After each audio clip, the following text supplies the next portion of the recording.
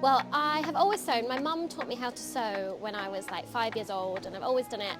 And then I had really influential textile teachers at school and at college, and then I did textiles at uni, and then moved to London and did a master's in textiles as well. When I was at uni, I started to learn about textiles and fashion, and actually how awful they are for people and the planet, the way that people are kind of exploited, or the way that resources are wasted.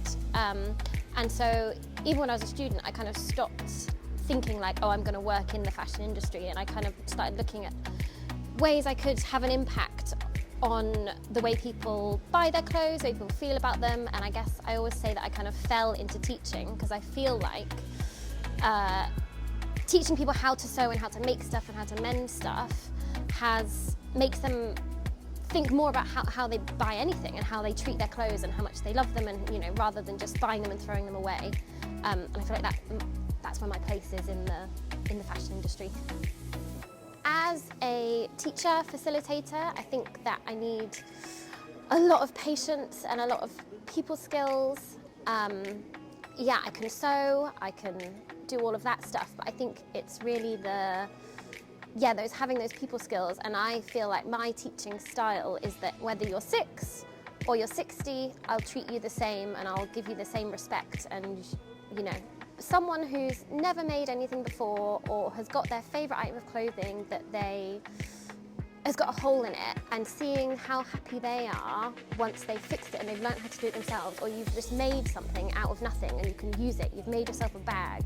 And I always feel like the reaction people have is the same whatever age you are, and it's just really a joy to give people that skill and make them proud of themselves.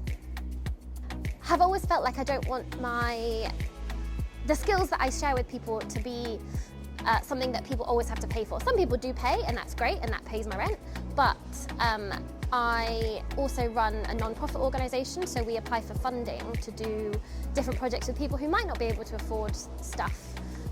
Older people, adults, kids, whoever.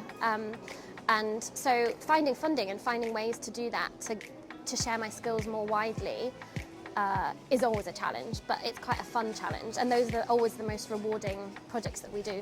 If you are interested in something like fashion, like textiles, just try and put yourself out there and try and get in front of people who are doing what you want to do. Go and volunteer, go and see, just go to a workshop, go and see what is out there and the different ways you can get into the thing that you want to do. It might not just be you're going to be a fashion designer or you're going to be a textile designer. There are other ways.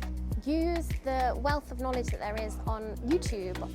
There's so many tutorials and things, and you can just get started and go and buy cheap materials, go to charity shops, go and just start doing it.